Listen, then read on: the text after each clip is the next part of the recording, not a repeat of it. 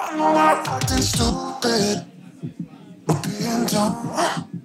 Maybe just a little bit foolish, but I feel so young. Drunk, I've never seen you clearer than now. We're flying high, floating somewhere up in the clouds. We're going out of ourselves, can you feel it? Hello, hello! Il est enfin là, il fait partie des smartphones que j'attendais le plus avec impatience. J'ai nommé le OnePlus Nord. Au passage, j'aurais préféré une appellation OnePlus Sud. Et oui, on est dans le sud ici, hein. Bon, je rigole. Bref, le retour tant attendu de OnePlus sur le créneau des smartphones avec un bon rapport qualité-prix et à moins de 500 € est enfin officiel. Si vous suivez l'actu ou si vous ne la suivez pas, OnePlus a fait évoluer sa stratégie ces dernières années en calquant ses prix sur Samsung, Huawei et consorts sur le haut de gamme. Ce qui a été largement décrié, critiqué par sa communauté habituée à des prix beaucoup plus abordables. Avec ce smartphone, OnePlus compte donc bien revenir à ce qui a fait son succès à ses débuts, à savoir proposer des smartphones avec un bon rapport qualité-prix et beaucoup plus abordable. Alors qu'en est-il de ce smartphone? Sur le papier, il possède pas mal d'atouts. Écran 90 Hz de type AMOLED, une config solide, une partie photo-vidéo polyvalente et une recharge rapide 30 watts. Mais cela sera-t-il suffisant pour se démarquer par rapport à la concurrence sur le créneau des smartphones 5G avec un bon rapport qualité-prix? Et c'est ce qu'on verra durant ce test. Donc, je vous invite réellement à rester jusqu'au bout. Et toi là, oui, toi derrière ton petit écran, si tu atterris par hasard sur cette vidéo, je me présente vite fait, moi c'est Jojo et sur cette chaîne on parle principalement high-tech, smartphone, applications. Donc si tu aimes ce genre de contenu, tu sais ce qu'il te reste à faire. Abonne-toi et pense à activer la petite cloche. Dring, dring, dring. Comme ça, tu es notifié. Sur ce, si tu es prêt, je te dis, let's go!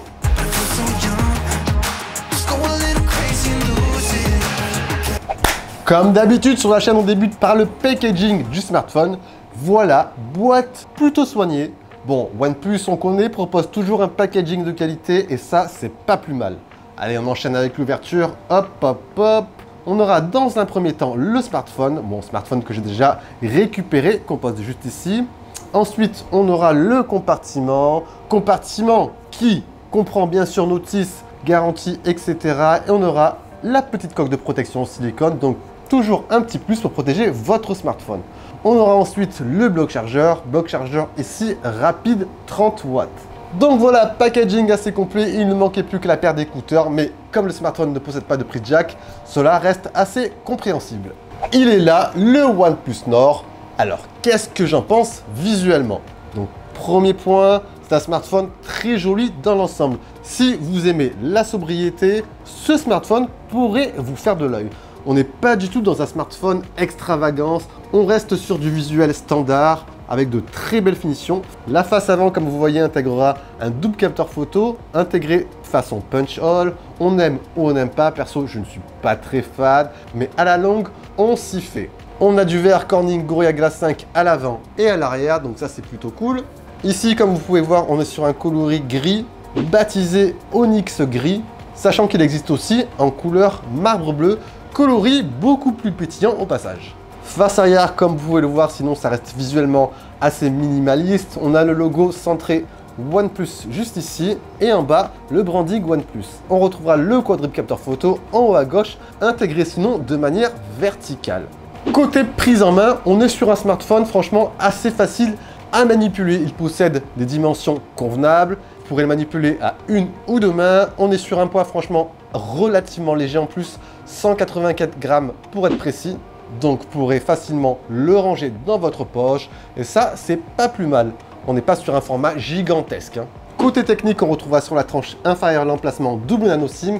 À noter au passage qu'il n'y a pas d'extension du stockage via micro SD, donc vous retrouverez de base soit avec les 128 ou 264 Go de base. Donc petit point négatif à noter. On aura ensuite la prise USB-C et le haut-parleur. Dans la continuité, on aura sur la tranche droite le bouton de démarrage et juste au-dessus l'alerte slider caractéristique des OnePlus qui vous permettra de passer rapidement du mode vibreur, mode silencieux au mode sonnerie. Au-dessus, sinon, on aura le micro pour la réduction de bruit Et sur la tranche gauche, les boutons de volume. Comme vous avez pu vous en apercevoir, OnePlus a fait l'impasse sur la prise jack. Et ça, personnellement, je trouve que c'est un peu dommage, même si c'est vrai qu'on tend à acheter de plus en plus d'écouteurs Bluetooth. Sinon, pour le déverrouillage de votre smartphone, deux possibilités, soit par la reconnaissance faciale en 2D, qui est certes pas très sécure, ou soit par le lecteur d'empreintes sous l'écran AMOLED. De toute façon, dans les deux cas, le déverrouillage est ultra réactif, donc ça, c'est plutôt un bon point.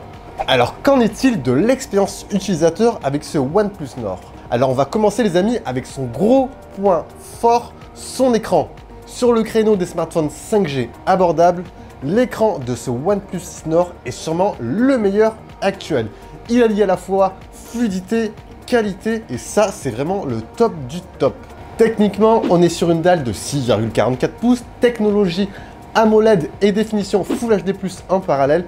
Et vraiment, le gros plus, ça va être son mode 90 Hz, un taux de rafraîchissement hyper fluide au quotidien. Et ça, c'est vraiment au top. Donc, pour tout ce qui va être en fait multimédia, navigation, réseaux sociaux, bon, Netflix et compagnie, sur ce segment, honnêtement, c'est le meilleur. Pour ma part, vous avez une immersion qui est quasi totale, une immersion qui est vraiment nickel. Qui dit en plus écran AMOLED dit bien sûr contraste infini. On a des noirs très noirs, des noirs profonds. Pensez au passage à activer le mode sombre pour davantage d'économie. De plus, la colorimétrie de l'écran est quasi parfaite. Après, vous avez toutefois bien sûr la possibilité de reconfigurer tout ça à votre sauce. Voilà, tac, tac, tac. Vous n'avez plus qu'à rentrer dans la configuration d'affichage. Tac, onglet avancé. Voilà, il ne vous reste plus qu'à configurer la calibration de l'écran. Voilà, mode vif, mode naturel, mode avancé. Vous avez le choix. Après, moi, je vous conseille de rester sur la config de base. Et c'est parti. Le smartphone, sinon, il va tourner sur la surcouche maison Oxygen OS, qui est sûrement l'une des meilleures actuelles. Et c'est vraiment l'un des points forts également du smartphone. On a une expérience utilisateur simple, fluide et personnalisable. Et ça, c'est ce qu'on attend. Navigation gestuelle, gestion rapide, écran éteint, un mode sombre. Vous avez également pas mal de personnalisation niveau thème. Vous avez plein de fonds d'écran. Vous avez possibilité de changer les icônes, la tonalité, la police d'écriture également. C'est vraiment complet pour mettre tout à votre sauce. Personnellement, j'adore et c'est un vrai régal à tout configurer pour que le smartphone vous ressemble au final. Alors, niveau performance, le smartphone, il va intégrer, comme la plupart de ses concurrents sur ce segment, le processeur Snapdragon 765G, accompagné de 8 ou 12 Go de mémoire vive et de 128 ou 250 Go de stockage sont les modèles, bon, sachant qu'il n'y a que deux modèles. Pour le test que j'effectue aujourd'hui, j'ai opté pour ma part pour la deuxième version, la plus véloce, avec 12 Go de mémoire vive et 256 Go de stockage. Et franchement, RAS au quotidien, c'est fluide, smooth, multitâche, application gourmande, ça tourne nickel. Niveau benchmark, pour ceux qui veulent en savoir un peu plus, avec l'application Antutu, on est exactement à 331 613 points. Donc, il fait partie des meilleurs sur son segment, ce qui est quasi parfait. Pour tout ce qui va être partie jeux vidéo, il arrivera facilement à faire tourner la plupart des jeux, même tous les jeux, en poussant les graphismes au maximum. Tiens, je vais juger tout ça, comme ça vous matez tout ça.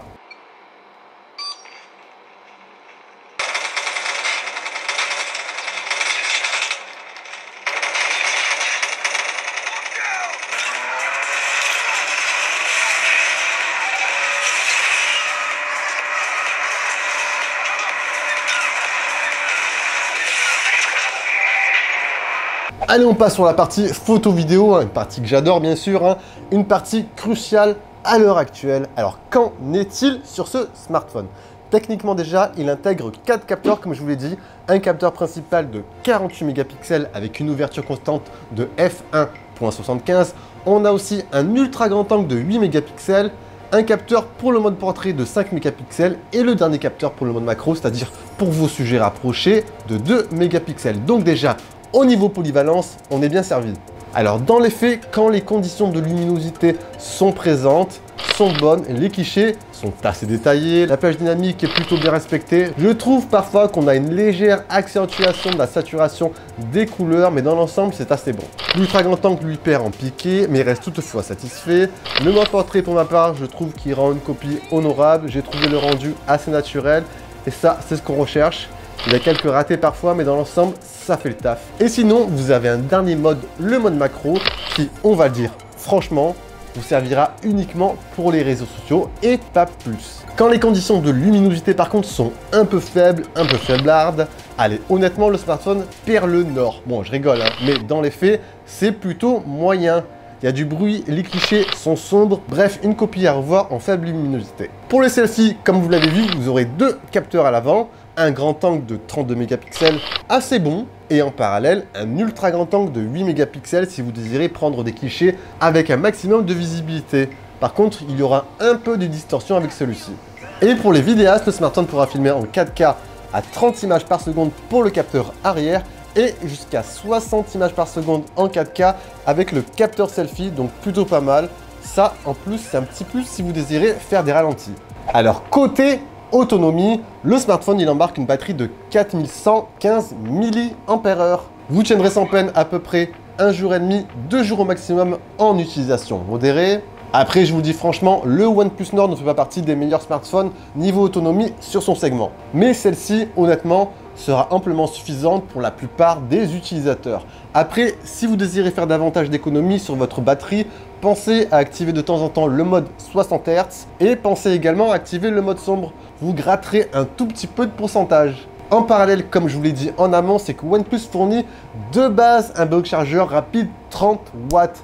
Donc ça, c'est un vrai point positif. Il vous permettra de passer de 0 à 60% en seulement 30 minutes et compter pour une recharge entière à peu près 1h15. Donc, nickel. Mon verdict, les amis, sur ce OnePlus Nord, qu'est-ce que j'en pense réellement? Alors, sur le créneau des smartphones 5G abordables, il est sûrement le meilleur, voire l'un des meilleurs actuellement. Et surtout, avec cette version en prix d'appel à 399 €, 8 Go de mémoire vive et 128 Go de stockage. Honnêtement, je vous le recommande chaudement. Pour ce prix, vous avez un smartphone avec un design soigné, définition au top. Vous avez un superbe écran 90 Hz AMOLED. Vous avez des performances solides, une partie photo-vidéo polyvalente, accompagné de la surcouche maison Oxygen OS. Et pour finir, vous avez un bloc chargeur 30 watts.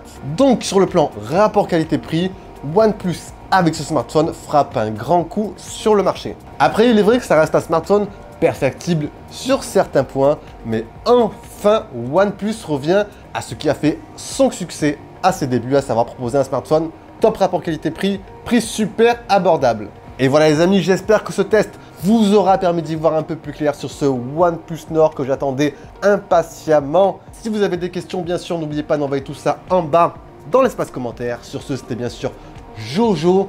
On se dit à la prochaine, prenez soin de vous. Ciao, ciao.